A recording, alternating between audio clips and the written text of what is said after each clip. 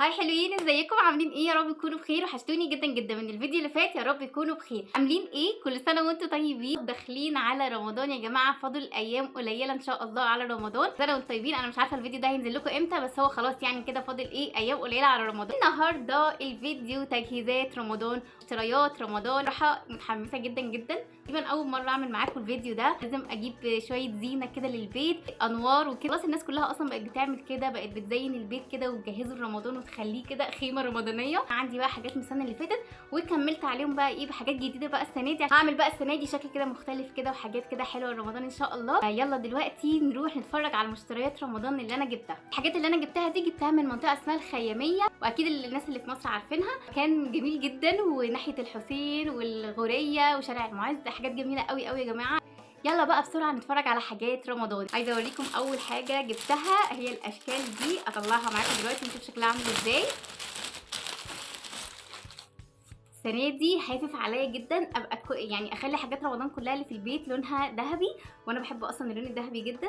فده كده بصوا هلال وعليه كمان المصحف مفتوح كده، والمفروض ان هو بيتركب كده وبنحطه كده على ستاند او بنحطه على ترابيزه حسب بقى ايه ما تحطيه، بس هو هيدي شكل جامد جدا.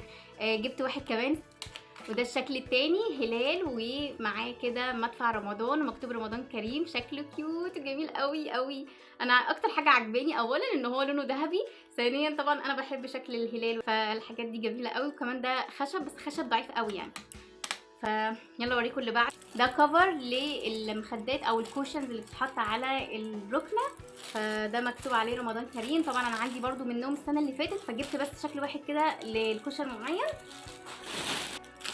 اللي بعد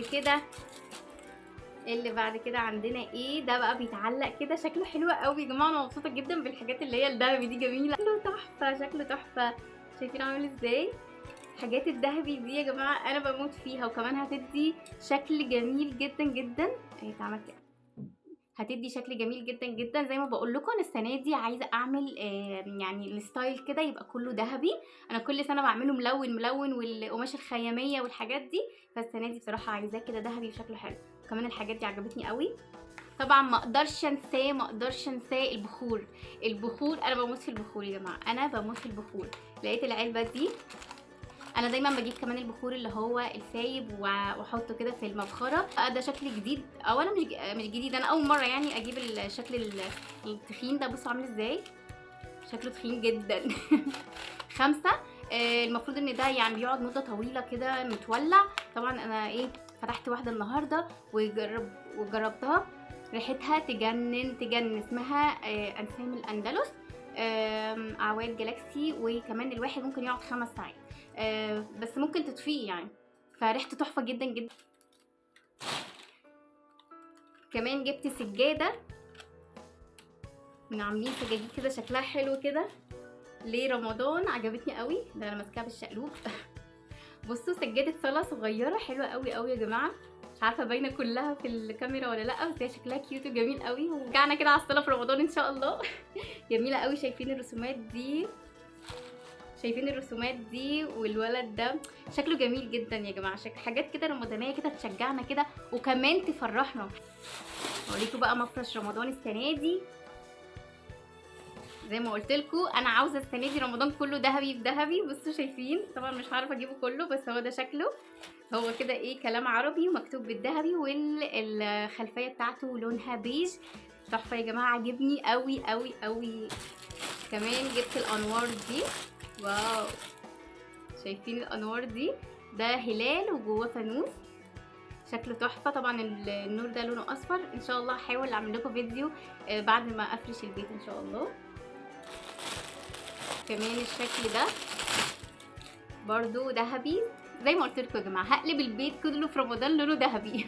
سواء نور او الحاجات اللي بتتعلق، يعني كلها جميله قوي، حاجات جميله قوي. بص شكلها فانوس كده لونه ذهبي، والنور لونه اصفر كمان. تحفه تحفه. طبعا انا عندي انوار كتير من السنه اللي فاتت، فانا بس بزود كده. برضو ده كوشن اهو، ده طالع موضه قوي يعني، منتشر قوي دلوقتي في رمضان. القماشه دي مش عارفه القماشه دي اسمها ايه، بس مكتوب عليها كده ايه رمضان كريم، ومكتوب ومرسوم فوانيس. حلوه قوي يا جماعه، شايفين شكلها تحفه. والشكل التاني برضو مكتوب عليها رمضان كريم وعليها هلال. حلوه قوي يا جماعه. دول كده بزودهم كده جنب الايه جنب الحاجات بتاعت السنه اللي فاتت. والشكل ده المفروض الكونر، او مش عارفه اسمه ايه اللي هو بيتعلق في اخر المفرش ده. فجبته برضو جولد كده عشان هبقى اخيطه على المفرش عشان يدي شكل جامد يعني. وبس كده، دي الحاجات اللي انا جبتها. يا رب تكون عجبتكم، وان شاء الله هبقى اصور لكم فيديو بعد ما افرش كده واوريكم الانوار ان شاء الله. وكل سنه وانتم طيبين ورمضان كريم.